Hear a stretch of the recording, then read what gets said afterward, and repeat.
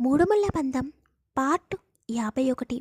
Hi friends, video చూస్తున్న ప్రతి ఒక్కరూ స్టోరీ ఎలా ఉందో ప్లీజ్ కామెంట్ చేయండి. ఇక స్టోరీలోకి వెళ్ళిపోదాం. రిషి ఏమీ మాట్లాడకుండా రెస్టారెంట్ లోపలికి వెళ్ళి టేబుల్ దగ్గర కూర్చుంటాడు. వైష్ణవిని కూడా తన చైర్ పక్కనే కూర్చోమని చెబుతాడు. రిషి ఏం చెబితే అదే చేస్తూ ఉంటుంది వైష్ణవి. రిషి ఆర్డర్ ఇచ్చి వైష్ణవిని కూడా ఆర్డర్ ఇమ్మంటాడు. తనకి ఫీవర్గా ఉండడం వలన టిఫిన్ ఆర్డర్ చేస్తుంది వైష్ణవి.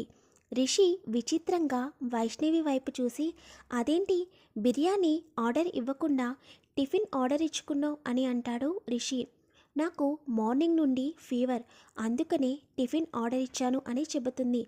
దానికి రిషి కొంచెం కంగారుగా, ఇప్పుడు ఎలా ఉంది, నువ్వు వచ్చి ఇంతసేపు అయింది, ఒకసారి కూడా నాకు ఫీవర్ అని చెప్పలేదేంటి అని చెయ్యి పట్టుకోపోతాడు.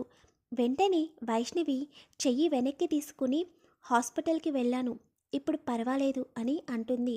వైష్ణవిని ఎక్కువ ఇబ్బంది పెట్టడం ఇష్టం లేక సరే అయితే అని ఏమీ మాట్లాడు. కొంత సమయం తర్వాత వాళ్ళిచ్చిన ఆర్డర్ తీసుకువస్తాడు బేరర్. రిషి బిర్యానీ ఆర్డర్ ఇస్తాడు. వైష్ణవి బటర్ నాన్ ఆర్డర్ ఇస్తుంది. అసలు తనకి ఏమీ తినబుద్ధి కావడం లేదు. కానీ రిషి మాటకి ఎదురు చెప్పలేక ఆర్డర్ ఇస్తుంది. ఆర్డర్ వచ్చిన తర్వాత రిషి వైష్ణవి వైపు చూసి తన ప్లేట్లో ఉన్న బటర్ నాన్ కొంచెం తెంపి వైష్ణవి నోటి దగ్గర పెడతాడు. ఇంతలో అదే సమయంలో బయట నుండి వస్తాడు విక్రమాదిత్య రెస్టారెంట్ లోపలికి. తనతో పాటు తరుణ్ కూడా వస్తాడు. తరుణ్కి టేబుల్ నెంబర్ చెప్పి అక్కడ కూర్చోమని చెప్పి, నేను కాల్ మాట్లాడేసి వస్తాను అని చెబుతాడు. తరుణ్ వెళ్ళి విక్రమ్ చెప్పిన టేబుల్ నెంబర్ దగ్గర కూర్చుంటాడు. ఇంకా విక్రమ్ ఫోన్ మాట్లాడేసి లోపలికి వస్తూ ముందుకు వెళుతుండగా ఎందుకో కొంచెం మనసుకి అలజడిగా అనిపిస్తుంటే పక్కకి తిరిగి చూస్తాడు. అలా చూడగానే విక్రమ్ కొంతసేపు బొమ్మలాగా నిలబడిపోతాడు.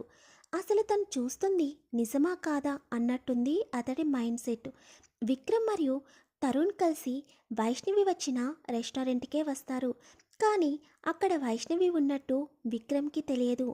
తరుణ్తో కలిసి లంచ్ కంప్లీట్ చేసి వైష్ణవి దగ్గరికి వెళ్ళి చూసి ఆఫీస్కి వెళ్దామని అనుకుంటాడు విక్రమ్. అలా అనుకునే రెస్టారెంట్కి వచ్చి తనకి కొంచెం అలజడిగా అనిపిస్తుంటే పక్కకు తిరిగి చూసిన విక్రమ్కి తనకి కొంచెం దూరంలో ఎదురుగా ఉన్న టేబుల్ దగ్గర రిషి మరియు వైష్ణవి పక్కపక్కనే కూర్చుని ఉండడం. రిషి బటర్ నాన్ వైష్ణవికి తినిపించడానికి వైష్ణవి నోటి దగ్గర తన చేతిని చూడగానే విక్రమ్ షాక్గా చూస్తాడు. విక్రమ్ మనసు పరిపరి విధాలుగా ఆలోచిస్తూ ఉంటుంది. అక్కడ తను చూస్తుంది వైష్ణవినేనా అని ఆశ్చర్యంగా అనిపిస్తుంది. అలా నెమ్మదిగా అడుగులో అడుగు వేసుకుంటూనే వైష్ణవి ఉన్న టేబుల్ వెనుక చైర్లో కూర్చుంటాడు. విక్రమ్ రావడం వైష్ణవి, రిషి ఇద్దరూ గమనించరు. ఎందుకంటే రిషి బటర్ నాన్ తనకి తినిపించడానికి తన నోటి దగ్గర పెట్టడం వలన వైష్ణవి షాక్లో ఉంటే రిషి వైష్ణవి వైపు చూస్తూ ఉంటాడు. అది చూస్తున్న విక్రమ్కి కోపం పెరిగిపోయి పిడికిలి బిగుసుకుంటుంది. వెంటనే వైష్ణవికి పక్కనే ఉండి కాల్ చేస్తాడు. వైష్ణవి బ్యాగ్లో నుండి ఫోన్ తీసి చూసేసరికి విక్రమ్ గారు అని ఉంటే రిషి వెంటనే వైష్ణవి దగ్గర ఫోన్ తీసుకుని ఫోన్ని కట్ చేస్తాడు. వైష్ణవి సీరియస్గా, అసలు నా ఫోన్ ఎందుకు తీసుకున్నావు, ఎందుకు కట్ చేసావు అని అంటుంది. నువ్వు నేను ఉన్నప్పుడు ఇలా ఫోన్లో మాట్లాడితే నాకు చాలా చిరాకు అని అంటాడు రిషి. అసలు రిషి వైష్ణవి అలా మాట్లాడుకుంటుంటే విక్రమ్కి చాలా ఆశ్చర్యంగా అనిపిస్తుంది. మనిద్దరి మధ్య అని అంటుంటే విక్రమ్కి అసలు ఆ పదం నచ్చలేదు. రిషి వైష్ణవితో ఇంక తిను, ఎంతసేపని ఇలా పట్టుకోమంటావు నన్ను అని అంటుంటే, నాకు చేతులున్నాయి, నేను తినగలను, నాకు ఎవరు తినిపించక్కర్లేదు అని సీరియస్గా అంటుంది వైష్ణవి. వైష్ణవి అలా అనగానే విక్రమ్ మనసు కొంచెం కుదుట పడుతుంది. కానీ తను ఎందుకు అక్కడ ఉందో అది కూడా రిషితో తనకి అర్థం కావడం లేదు. రిషి వైష్ణవి చెప్పేది పట్టించుకోకుండా తింటావా తినవా అని సీరియస్గా అంటూ ఉండగా రిషి చేతిని ఎవరో బలంగా పట్టుకున్నట్టు అనిపిస్తుంది.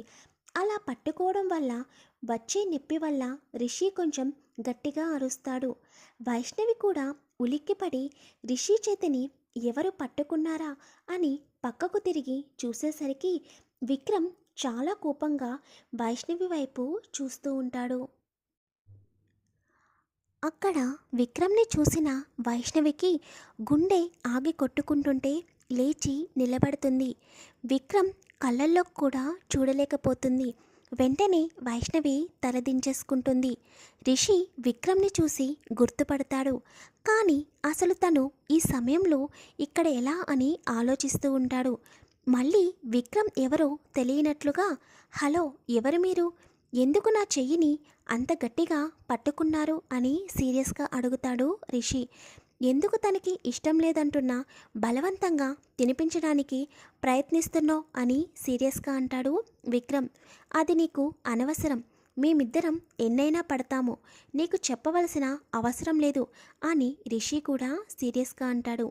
విక్రమ్ రిషి చెయ్యి వదిలేసి వైష్ణవి వైపు కోపంగా చూస్తూ ఏంటిది వైష్ణవి, నువ్వు ఎక్కడ ఉండాల్సింది ఎక్కడ ఉన్నావు అని సీరియస్గా అంటాడు. రిషి వైష్ణవి వైపు చూసి ఎవరు వైష్ణవి ఇతను, నీకు తెలుసా అని అడుగుతాడు. వైష్ణవి రిషితో మా సార్ విక్రమాదిత్య గారు అని నెమ్మదిగా చెబుతుంది. కానీ తన మాట వణుకుతూ వస్తుంది. వెంటనే రిషి హో విక్రమాదిత్య గారంటే మీరేనా, నేను మిమ్మల్ని ఇదే ఫస్ట్ టైం చూడడం కదా, అందుకే గుర్తుపట్టలేదు. అయినా మీరెందుకు నా చేతిని అంత గట్టిగా పట్టుకున్నారు అని సరదాగా నవ్వుతూ అంటాడు రిషి. అయినా రిషి మాటలు విక్రమ్ పట్టించుకోకుండా ఇంకా వైష్ణవి వైపు సీరియస్గా చూస్తాడు. విక్రమ్ని చూడగానే వైష్ణవి కళ్ళల్లో నీళ్లు ఆగడం లేదు. నెమ్మదిగా తల ఎత్తి వైష్ణవి విక్రమ్ వైపు చూస్తుంది.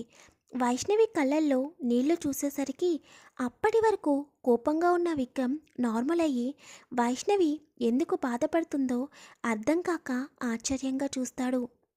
వెంటనే వైష్ణవి తలదించేసుకుని రిషి వైపు తిరిగి కళ్ళు తుడుచుకుని ఏం చెప్పాలో అర్థం కాక అలాగే నుంచుని ఉంటుంది. రిషి మళ్ళీ విక్రమ్తో తను మీతో చెప్పలేదా విక్రమాదిత్య గారు, నేను వైష్ణవి త్వరలో పెళ్లి చేసుకోబోతున్నాము అని అంటాడు. తర్వాత విక్రమ్ రియాక్షన్ ఏంటో నెక్స్ట్ ఎపిసోడ్లో తెలుసుకుందాం. స్టోరీ ఎలా ఉందో ప్లీజ్ కామెంట్ చేయండి, వీడియోని లైక్ చేయండి, షేర్ చేయండి, అలాగే ఛానల్ని సబ్స్క్రైబ్ చేసుకోండి.